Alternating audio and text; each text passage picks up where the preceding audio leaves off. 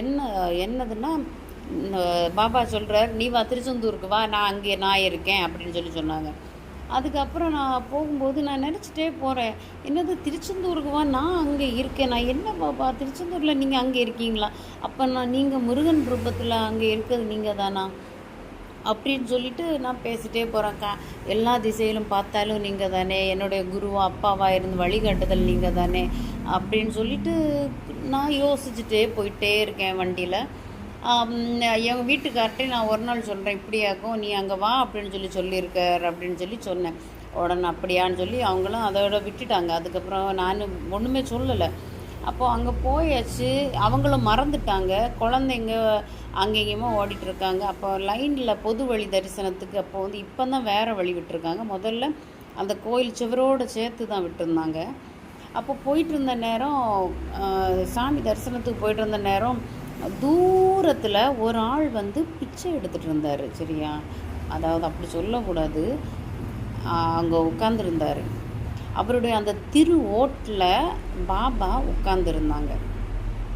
அந்த உட்காந்துருந்த பாபாவை பார்த்தோன்னே எனக்கு ஷாக் ஆகிடுச்சு. என்னப்பா நீ அங்கே வா, நான் அங்கே இருக்கேன்னு சொன்னது இந்த ரூபத்திலையா இதையா சொன்னீங்க அப்படின்னு சொல்லிட்டு நான் அவருக்கு காசு எதுவுமே போடலை. அவர் எங்கேயோ ஒரு மூலையில் இருந்தார். நான் பார்த்துட்டு அப்படியே ரைட் சைடில் ஓடி வந்து நான் உள்ள லைனில் போய் நின்னாச்சு. நாங்கள் கீழே இறங்கி ரொம்ப தூரம், கிட்டத்தட்ட ஒரு 100 பேர் தாண்டி தான் அவர் இருக்கார்.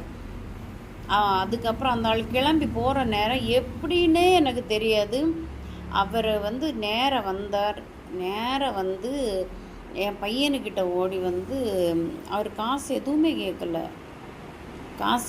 கேட்கல.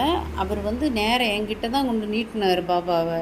எனக்கு பார்த்த உடனே நான் அப்படியே நெஞ்சில் கை வச்சுட்டேன். என்னப்பா இது அப்படின்னு. நான் உனக்கிட்ட வந்து உனக்கு எதுவும் காசு தரலன்னா நீ என்ன கிட்ட வந்து பார்த்துட்ருக்க அப்படின்னு சொல்லி தோணுச்சு. ஓடி வந்து அப்புறம் அவர் என்கிட்ட வந்து அப்படியே நீட்டினார். நான் ரூபா போட்டேன். அவர் வந்து என் பையனுக்கு நெத்தியில் விபூதி வச்சுட்டு ஆசீர்வாதமான வார்த்தைகளை சொல்லிவிட்டு அவர் கிளம்புனார். எதுக்கும் நீ கவலைப்படாத, எப்போவுமே உங்கூட இருக்கான் அவன் அப்படின்னு சொல்லிட்டு அவர் போயிட்டார். பயங்கர மெய்சில் இருப்போம். அதுக்கப்புறம் என் கணவர் சொல்லார், ஓ நீ இதுதான் சொன்ன இல்லை, நீ நான் வந்து உனக்காக நாங்கள் காத்திருக்கேன்னு சொன்னார் அப்படின்னு சொல்லி. அது வந்து ரொம்ப மெய்சிலிருப்பாக இருந்துச்சு. இந்த முருகன் வந்து கோயிலுக்கு போய் சாய்பாபாவை பார்க்குறது, முருகன் கோயிலில் போய் சாய்பாபாவை